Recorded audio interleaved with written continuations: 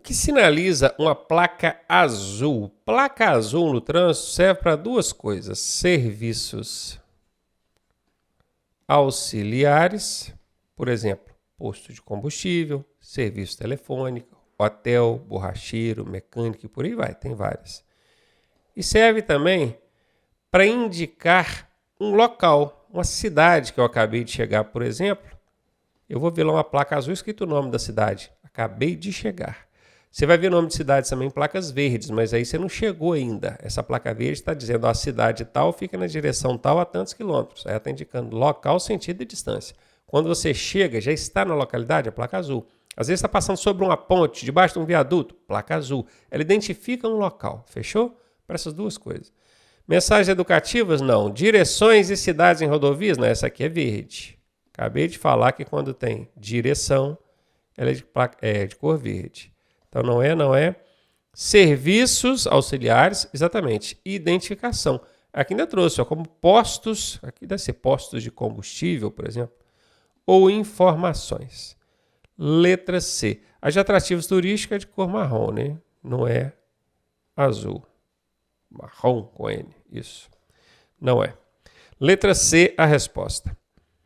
Por que a hierarquia entre sinais é importante? Hierarquia é uma palavra que não é tão comum, tem gente que tem dificuldade de entender o que é isso. Hierarquia significa quem manda mais. Fechou? Quem manda mais.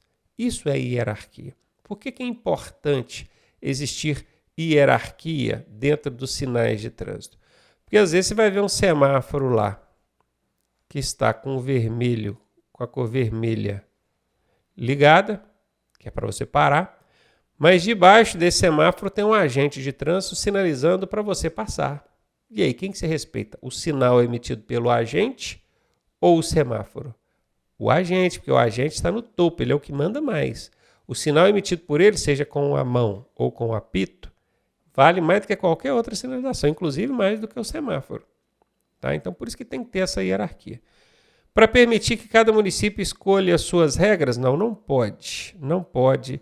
Não existe regulamentação municipal de trânsito. O Código de Trânsito ele é nacional. Código de Trânsito brasileiro. Vai para o Brasil inteiro. Não é cada município tem a sua, não. Para definir qual sinal seguir quando há conflito entre mensagens, conflito quer dizer um está dizendo uma coisa e o outro está dizendo outra. Exatamente foi o que eu exemplifiquei aqui. Ó. O semáforo está dizendo para parar, o agente está mandando passar, e aí? No conflito, quem que eu vou seguir? Aquele que manda mais. Por isso que tem o lance da hierarquia. Letra B de bola.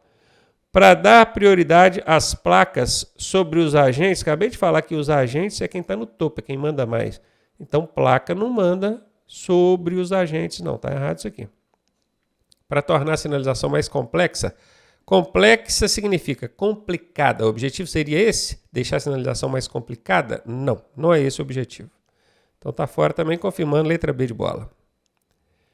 Qual a recomendação ao usar a faixa de aceleração para entrar numa rodovia? Faixa de aceleração. Se você não estudou isso, entenda bem. Nós temos aqui uma rodovia e essa rodovia tem algumas faixas de trânsito com os veículos subindo. E aqui do lado tem uma outra via que vai integrar com essa rodovia. Você está vindo aqui dessa via. Se você chegar e entrar no fluxo principal aqui, você vai estar a uns 40 por hora, enquanto o restante do pessoal está a 80. O que vai acontecer? Esse veículo que está nessa faixa aqui, ó, pode colidir com você. Então, o que eles fazem? Eles criam, antes de você entrar direto, eles criam uma faixa adicional aqui, ó, paralela à via, que lá na frente ela integra ao fluxo principal. Então, você não chega e entra, não. Você vai chegar, vai pegar a faixa de aceleração, ganhar velocidade. Na hora que você estiver na mesma velocidade que o fluxo aqui, aí você entra. Então, qual a recomendação usar a faixa de aceleração para entrar na rodovia? Parar e aguardar que os carros passem? Não. Acelerar na faixa, essa faixa adicional, para atingir a velocidade do tráfego, ao que todo mundo está, para depois, então, você se inserir ou entrar, integrar-se ao fluxo principal. Essa é a resposta. B de bola. E aí, tá gostando da aula? Eu sou o professor Ronaldo Cardoso e tenho o caminho das pedras para você chegar à sua aprovação da forma mais suave possível. Se você fizer exatamente o que eu te pedi, eu garanto que você passa. Clique aqui no primeiro link da descrição e vem ser aprovado com a gente. Qual é a atitude central da direção defensiva? Atitude central da direção defensiva? Nem eu sei. Vamos analisar aqui as alternativas. Confiar que os outros não erram? Claro que os outros erram. Dirigir sempre no limite máximo de velocidade? Sempre é casca de banana. Onde tem casca de banana, é 90% de chance da alternativa ser errada. Evitar o uso do cinto, esse cinto aqui deve ser o cinto de segurança, né? Em trajetos curtos. Quer dizer, então, que a direção defensiva, o ponto central dela é evitar que você use o cinto de segurança nos trajetos curtinhos? Claro que não, né? Antecipar riscos? Ok, eu quero ver o risco antes dele acontecer. Preparar-se para o inesperado? Gente, antecipar é o mesmo que preparar-se para o inesperado. Aqui ainda tem um erro, né? É o inesperado. Redundante. Escrever isso aqui desnecessariamente. Antecipar riscos. É isso. Show. Se você está dirigindo de forma sempre pensando num risco que pode acontecer lá na frente, você está, sim, aplicando a direção defensiva. Não sei nem dizer se esse é o ponto central. Mas, dentre as alternativas que eles nos disponibilizaram, a única que serve como resposta é a letra D de dado. Porque a velocidade máxima da via nem sempre é a mais segura. Aqui é fácil de responder. Ah, tem uma placa lá, 60 quilômetros por hora, ela está dentro de uma placa de regulamentação, né? Formato circular. E às vezes, se eu andar 60, não é seguro. Por quê? Por isso que aqui fala, nem sempre é a mais segura. Porque a velocidade, ela precisa ser regulada conforme a circunstância do momento, do local. Se estiver chovendo e estiver com pista seca, você vai andar 60 do mesmo jeito? Se estiver próximo a uma escola, onde tem aglomeração de crianças, pessoas, você vai andar 60 do mesmo jeito? Tá vendo? Então tem hora que tem que diminuir. Nem sempre o que está na placa é o seguro para a circunstância. Então bora ver. Porque as condições como chuva e outros, né? Aqui tá, eu dei o exemplo da chuva e aqui também, exigem reduzir abaixo do limite máximo. Sim, essa pode ser a resposta. Porque locais urbanos não têm limites. Urbano quer dizer dentro de cidade. Não tem limite? Claro que tem. Porque o semáforo determina a velocidade? Semáforo não determina a velocidade. Semáforo só diz quem para e quem segue. Porque os limites são sempre exagerados? Sempre é casca de banana. Onde tem casca de banana, 90% de chance da alternativa ser errada. Letra A, conforme a gente já suspeitava. O que uma placa marrom indica? Placa marrom é de atrativo turístico. Cachoeira, praia, queda d'água, e aí por aí vai, montanhismo. Direções rodoviárias, não, área de risco. Aqui é a placa amarela, né? Placa de advertência. Atrativos turísticos. Opa, achei a resposta. Como parques, museu e outras. Proibições de estacionamento. Quem proíbe é a placa de regulamentação, aquela circular, tem a placa aqui de um E, certo? Então, letra C, tranquilinha também essa. Por que não se deve retornar em curvas, pontes e túneis? Retornar é isso aqui, ó, é fazer esse movimento. Ó. Eu estava indo e quero voltar. Se eu fizer um retorno dentro de uma curva, o perigo é gigantesco. Fazer retorno em reta já é perigoso, imagina em curva. Dentro de ponte, então, esquece. Dentro de túneis, em cima de ponte ou dentro de túneis, não pode. Porque é permitido só de noite? Só é casca de banana. Onde tem casca de banana, é 90% de chance da alternativa ser errada. Se já é perigoso de dia, imagine de noite. Porque reduz o número de multas?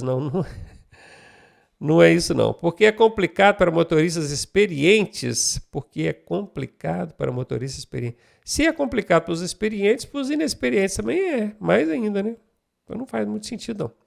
Porque reduz a visibilidade. A visibilidade quer dizer ver. Quem está se aproximando pode não ver. Ó, reduziu a sua visibilidade. E aumenta o risco de sinistro, risco de acidente. Letra D de dado, questãozinha fácil também. O que é recomendado ao ultrapassar um ciclista? Primeira coisa, manter distância, tá? 1,5 metro no mínimo. Vamos lá. Use a faixa de pedestre para ultrapassar. A gente não pode ultrapassar nem próximo de faixa de pedestre, muito menos em cima. Manter 1,5 metro de distância, acabei de falar que é a primeira coisa. Distância lateral, tá? Para evitar desequilibrar o ciclista. Como assim desequilibrar?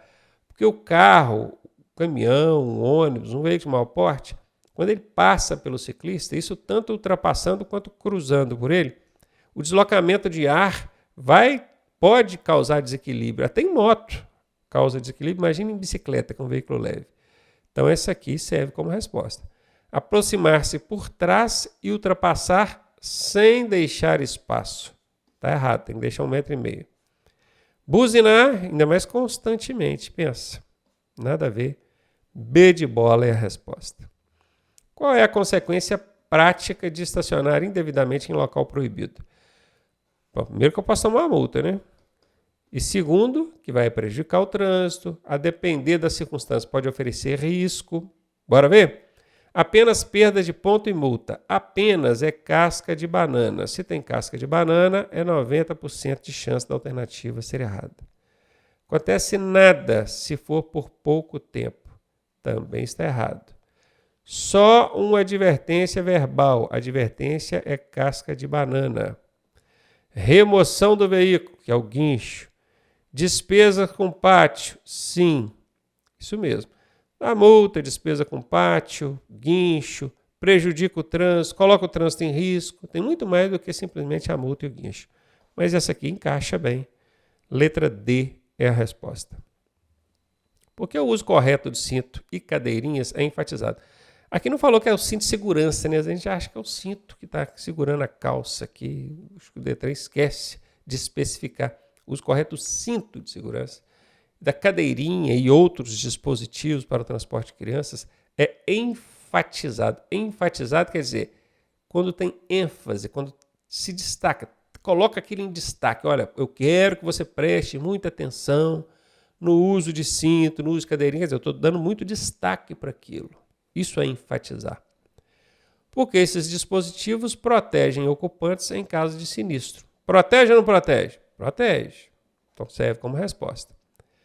Porque substituem a necessidade de atenção do motorista. Então, quer dizer que tiver todo mundo com cinto, as crianças na cadeirinha, o motorista não precisa ter atenção, não. Substitui a atenção do motorista. Não, não substitui. O motorista tem que continuar prestando atenção. Porque melhoram a economia de combustível. Andar com cinto ou sem cinto não interfere em nada na economia, no consumo de combustível. Porque aumentam a velocidade do veículo. Também não tem nada a ver. Com cinto ou sem cinto, não interfere na velocidade. O que vai interferir na velocidade é o pé do motorista lá no acelerador, né? Nada a ver. Letra A, a resposta.